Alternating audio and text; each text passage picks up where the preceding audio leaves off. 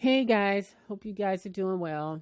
So I have insomnia. It is almost 2 o'clock in the morning where I am, and I just figured like, oh, maybe it'll put me to sleep if I just kind of talk myself to sleep. So I was like, well, let me just do kind of like a little podcast type of thing like that, where I'm not necessarily showing clips of anything in particular. I'm just kind of talking about some stuff that's been in the news lately, just kind of current events with celebrities and all that stuff like that. So I'm just using my own emojis. I got my little judgment emoji, I got my happy girl emoji, and my what the hell and question mark emoji. So you'll kind of see them pop up, and I'll just kind of like talk about different topics like in categories, right? And that's kind of how I've been walking around. I got my little mask on. I thought this was cute because I feel like this is how I pretty much walk around most of the day, right? Because I ain't trying to catch the COVIDs. I got asthma, and I just always worry like, man, I'm the last person. I'm always on my nebulizer. I'm always taking my inhaler, especially during this heat. So I'm definitely not one of those. I just always worry that if I get it, it's going to hit me tough. So I just try to stay out of the way, stay home if I can. And if I'm outside, I got that damn mask on in that 90-degree weather. All right. So anyway, I kind of want to start with the judgment. That's how I'm looking at it. I want to talk a little bit more about Kanye because I was going to kind of let this go because, I've done what, 3 videos on Kanye. And then last night, he clearly wasn't done. So the last video I put out, it was with Candace Diller, and she was basically going off on the Kardashians, basically blaming them, right? Because they have a reputation of ruining black men. And I've read a lot of you guys' comments, and a lot of people agreed with her. And then there were people who were like, he needs to take responsibility. Are we not going to, have him bear any responsibility? Because after all, the Kardashians couldn't do anything to him that he didn't want them to do. He made the decision to marry Kim, right? So these women have a reputation of being what we call culture vultures and being with black men, but the black men want to be with them, right? So at the end of the day, what's going on with Kanye, in my opinion, still falls on Kanye. Now, yesterday, or last night, I should say, Kanye went on a social media rant. And he started posting like all of these tweets, just like back to back to back to back. A few of them, he said like, Chris and Kim, call me now, because I guess Kim was not speaking to him. And be perfectly honest, listen, I don't like the Kardashians, but be perfectly honest with you, I didn't blame her for being upset with him. At that rally, he like revealed something very personal about not wanting North. And so I think that was very, very personal. And I can understand as a mother not wanting my kid to eventually hear that. So I could see why she was upset with him. But he was just like on a roll. He was saying stuff like, I put my life on the line for my children, that North's mother would not sell her sex tape. And he was talking about she'll never be in Playboy. And he was saying Anta Wintour, show him love, until he decided that he was going to go with Gap, and then she was upset with him, and now she's kissing. I mean, he just went on a social media rant. And then eventually he calmed down, and he ended it with, I'm just going to focus on my music. And then he posted his album that's coming out Friday. Now, I just watched it, and I just looked like, Now, the reason why I may come off a little cold to some of you guys, like, how could you not care? And, we just pray for him. I told y'all that I was not going to waste my prayers on Kanye. Not because I don't think something's not wrong with him. I do think there's something going on. But it's hard to know what's real and what isn't when you are dealing with a family like this. Kanye was clearly coherent enough to post his album that it's coming out Friday. And I feel like we've been here before, where every time he has something coming out and he has a project coming out, we get this from him. He rarely says anything on social media unless something is about to go down. Whether he is promoting something, he is promoting a business, he is promoting an album of something of the sort. And I just took it as such, and I felt like it was promo. I could be completely wrong, and I'll own that if I am. But this is just very typical of the kind of family that he's aligned himself with, where they do things like this to get attention. And you would think a family like the Kardashians, they already get enough attention. But I do think that attention is as strong as any street drug there is, because people crave it. You see how some of these celebrities have to be on social media and how they share their personal business. And you're like, why would you do that? Right? There's no such thing as bad publicity to some of these celebrities. And so Kanye West have all these people feeling sorry for him. So what happens today? Dave Chappelle flies out to see Kanye. And listen, I'm not judging that. You know, if you see that a person is in distress and you're a friend, that's what you're supposed to do. Because I saw these celebrities like, help him, help Kanye. I hope somebody will help him. And I'm just thinking like, what y'all want us to do? When I see all these celebrities tweeting, oh, help him, help him. I'm like, what y'all want us to do? We just regular people. We don't speak billionaire. Because according to Kanye act like he can't even be remotely bothered with people that isn't in his tax bracket. Right? And as far as blaming the family, listen, at the end of the day, it seems to me he tweeted that Kim did try to help him. Matter of fact, he said that Kim tried to get him locked up. And I believe she was trying to get him committed because he is having a manic episode.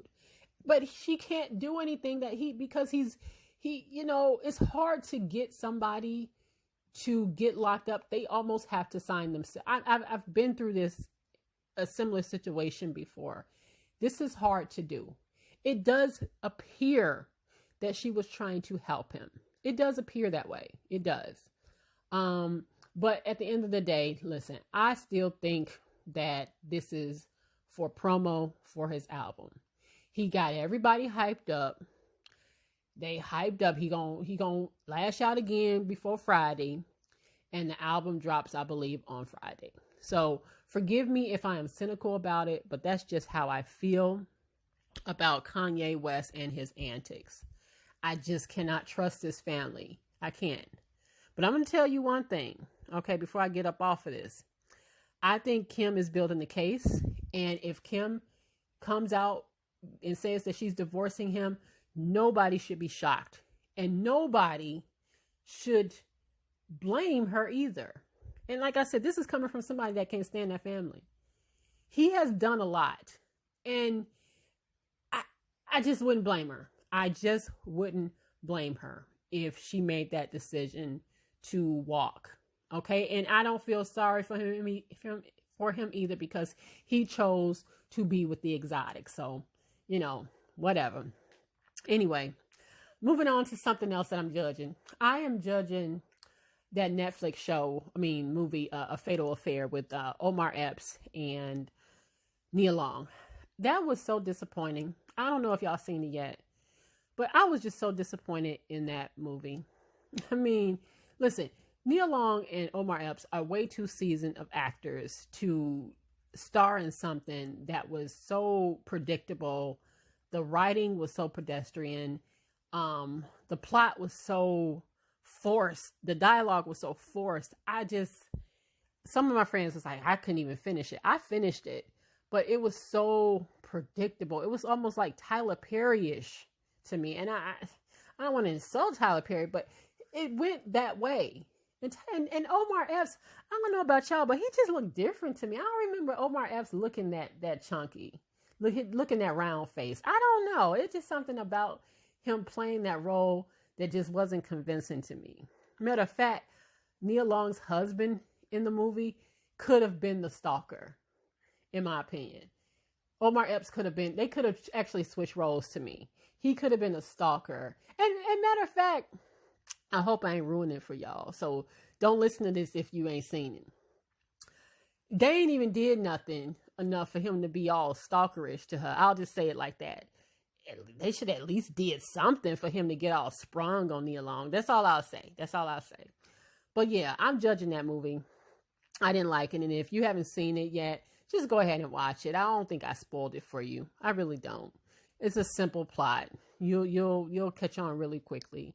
But yeah, I'm just judging that movie because, it was, I just loved them from the 90s. They were two of my favorite actors, and to see them just kind of like in a movie like this, it was disappointing to say the least. Very, very disappointing. So that's just my judgment on that. Like I said, I just kind of rambling, so forgive me if I seem incoherent. Like I said, it is 2-something in the morning as I am recording that. Is there anything else that I can judge?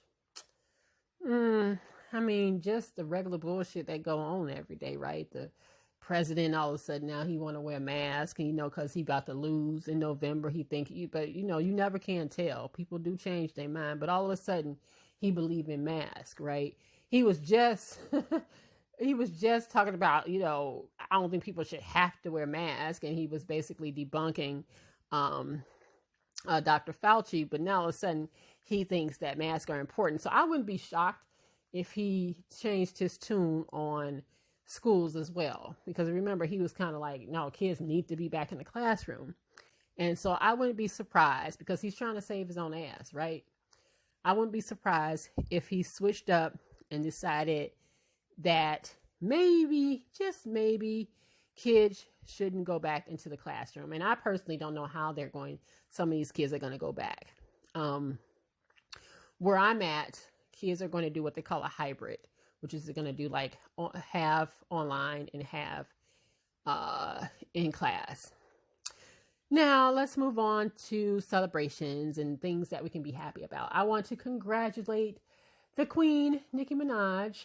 She posted yesterday that she was pregnant, and not that we didn't know. I mean, if you follow her, I follow her, and I saw her in the 6ix9ine video, and you could just tell that she was pregnant in the way she was hiding it. People just wasn't sure, but she looked like she's I would say 6-7 months along.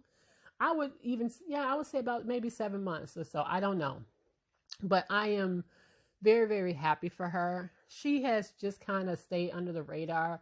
I know a lot of people don't care for her, but I do love that she has done it the way, if you look at some of her old videos, she's always said how she wanted to be a housewife and she wanted to just be married before she had a baby. And she's done that. Now, you may not agree with her choice of a mate, but she is doing it the way that she said she was going to do it. And I can't do anything but congratulate her on that. I think that's great, actually. Right? I hate how much hate she gets. Like, the stuff that women get beat up for, men get a pass for. Remember with the whole 6ix9ine thing, how people was killing Nicki about working with him. YG came out and said, oh no, I can't work with her no more. But when Akon sat up there with 6ix9ine, people had very little to say to him. They didn't cancel him. You know what I'm saying? Same thing with Chrisette Michele. Chrisette Michele got canceled for, singing at Donald Trump's inauguration. But look at Kanye West. Look at how people are treating Kanye West right now. They won't allow themselves to cancel Kanye West. But Chrisette Michele lost pretty much everything, right? She even had a miscarriage over the stress of what this was doing to her. But she got canceled. So, again, congratulations to Nicki Minaj. I'm glad that she is bringing a new life into this world. It's a wonderful thing. I also want to congratulate Miss Monique. Monique's case against Netflix is moving forward. Okay. Now, a lot of people laughed at Monique when she decided she was going to sue Netflix and she wanted folks to cancel their Netflix subscriptions. Now, listen, I didn't want to cancel Netflix, okay? And I wasn't going to do that. But maybe this is a good thing, Monique, okay? Because we still have our Netflix subscriptions, girl, if you go ahead and get this money, the money's there because we all still got our subscriptions, okay? So I'm rooting for her, and I hope that she wins, because what this will do is that this will set a precedent. I keep seeing people say, "Oh, she was only worth $500,000," and they gave Amy Schumer like millions upon millions of dollars, and they felt like Monique was only worth $500,000. Well, I'm glad that she thinks that she is worth more than $500,000. I think that's wonderful and good for her for fighting for that. Why shouldn't she? She's setting a precedent so that when other Black comedians, female comedians will come up in there, they can name a better price and that they will be worth more. And listen, you need to strike while the iron is hot. Remember, everybody's like Black Lives Matter. They want to change the pancake boxes and change the names of teams and stuff. Go ahead and strike while the iron is hot. So I'm congratulating Monique on her fight. A lot of people don't care for her. They think that, she's out of line. But I'm glad that she sticks to her convictions and she hasn't let up on that. And so congratulations to her. I think what she's doing is courageous, and she's brave. And I think at the end of the day that this is going to help other Black creators come in and be able to say, listen, I know my worth. I know I'm worth more. And this comedian over here, you're giving her $5 million, but you're telling me I'm worth $500,000. How? Look at my resume and look at her resume. You can only contribute that to the fact that she is Black. That's how I look at it. So instead of dogging Monique and laughing at Monique and saying what she isn't, I can't wait until she gets to stick that into Charlamagne the God's face. Because Charlamagne was one of those very people that was dogging her out and putting her down about basically saying, well, she's not worth that. Who's going to give her that? Well, I hope that, like I said, I hope that Monique wins this so that she can pretty much tell everybody that dogged her and downed her and doubted her to kiss her ass. Okay? I'm looking forward to the day of that. So I just think that we should uplift her and just support her in that. Okay? And keep a Netflix. Okay? Like I said, I wasn't getting rid of my Netflix. I wasn't going to sit here in front and be fake and phony about that. But at the end of the day, it might actually work in her favor because we'll all have our accounts and Netflix get our money. And then hopefully she'll be able to get her money, right? And it all works out. And so that's kind of like my congratulations. I can't think of somebody else that I could probably congratulate or be happy for. I don't know. Let me know, because I don't know. I don't know anybody else that I could probably sit here and send the congratulations to at the moment. But shit, I don't know. Like I said, it's late. It's late, and I ain't really thinking straight. Okay. So I guess my last thing that I want to kind of touch on, and I just didn't want to really do a video on it because it just seemed like the things kept coming up and things kept changing, and this is what made me so very confused about the whole thing, and that is with Megan Thee Stallion. This whole saga with Megan Thee Stallion has been so utterly confusing. And like I said, I was tempted to do a video on it, but it was like, oh my goodness, just something new would come out every single day. So if you don't know what happened, what was about a couple of weeks ago, Megan Thee Stallion was seen on Instagram with Kylie Jenner and Tory Lanez. And then we found out the next day that Megan Thee Stallion and Tory Lanez had been involved in some kind of altercation where Tory Lanez was arrested. And then later on, we found out that Tory Lanez was arrested because of a firearm. And then we find out that Megan got shot in the foot. It was all kinds of craziness. And I'm just like, who the hell, what the hell is going on? And I saw all the videos, and at first people were saying that it was the glass that, was making her bleed in her foot.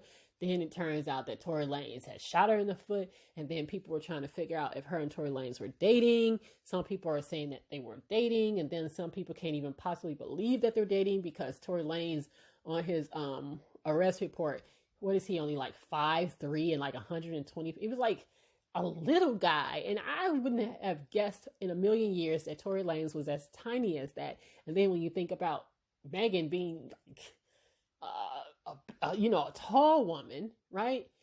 It just didn't match, and so people can't. For still to this day, nobody, even though people have been very cryptic about Tory Lanez possibly shooting her, which we can only conclude because her friend Kelsey was in the car and she said she didn't shoot her. And then Megan did come out and say she was shot, right? Tory Lanez hasn't said much of anything, but he's also not been charged with shooting her, right? So it's just, and apparently she's not cooperating. So I think people don't know what to think at this point, because if in fact he did this, which we can only allege, like it's all allegedly, right? If he shot her, his career is done. And Tory Lanez was having like this meteoric rise during quarantine radio. During the corona, he was like rising with his quarantine radio. People were like interested, and I think he had got some kind of deal with that. And for him to go and shoot Megan in the foot, and then everybody's down to know what the hell happened. So it is like the great mystery. Who shot Megan? And if he allegedly shot Megan, why did he shoot Megan? Like, it's like the world will never know. It is like the greatest mystery right now of 2020. And 2020 has been one hell of a ride. We all know this, right? But that is insanity to me. That has been like the most insane story to me. But it also kind of leads me to, before all this came out with the whole, Tory allegedly shooting her in the foot, when I saw her on the video with Kylie, I kept saying to myself, okay, Megan, now slow down. Now, I loved Megan. I like Megan a lot, but I was one of those people that said, Megan, you just kind of move around with too many people, right? I'm not one of those people that like to be around everybody. Like, you ain't got to be friendly with everybody. My grandmother used to say a friend to everybody is a friend to nobody. And I just kind of felt like she was just moving around a little too much for me. Just keep a small circle. Keep the circle small. So when people saw her on the video with Kylie, like, how the hell did that happen when you ain't Jordan your friend? You know what I'm saying? So it was just kind of like weird. And then of course all that stuff came out with Tory Lanez. So, I just hope everything will be okay. With Megan, that she'll recover, that she'll be okay. And she's young. I think that this is a lesson for her. Thank God it didn't end tragically, right? But I just think, sometimes you live and you learn. And thank God she is here to learn from whatever went down in that SUV. Okay, the great mystery. The last thing I'll talk about before I go is this whole Wayfair thing, which I saw all over the social media. Apparently, there was this thing going around saying that Wayfair, which has, outside sellers, was apparently selling or part of a sex trafficking ring, okay? And that they were selling these large closets or whatever, storage bins with girls' names, and they were selling for a lot of money, and they were selling like regular items like pillows and stuff for like $10,000. And so people kind of like put two and two, because there's a lot of conspiracies out there that these were girls that were lost and that were missing. And so it just turned into a big thing. And then somehow it got connected to Chrissy Teigen. Listen, and that was a lot. That was a lot. But one thing I'll say about that, first things first, I'm not discounting if that was true or not. I'm not going to say that. But what I will say is this. Accusations can be very dangerous. right? Where there's smoke, there's fire, yes, and that can be investigated, but accusations can be very dangerous. And one of the things that when I see people like going off on Chrissy Teigen and going off on people that may have a little bit of skepticism about Pizzagate and stuff like that, I say to myself, listen, some of this stuff could very well be true, but it's hard to take people serious that's going off about stuff like that when they won't even cancel R. Kelly, right? They got pedophiles that still come to the picnics at their house, and the family reunions, and they won't cancel them. But you want us to somehow like try to figure out the sex trafficking ring of Wayfair. And that's just confusing to me. We don't want any young children being sex trafficked. So I say, just let's try to take care of the stuff that we can take care of, the smaller stuff, and then work on the bigger stuff. And that's all I got to say about that. That's all I got to say. But anyway, I'm going to end this because I guess I've been on here long enough rambling. And forgive me if I am rambling because that's what I'm doing. Like I said, it's late. And I'm just trying to make myself tired by talking. But anyway, as you can see, that's my email, my Twitter, and my Cash App. And I will see you guys on the next video. Good night.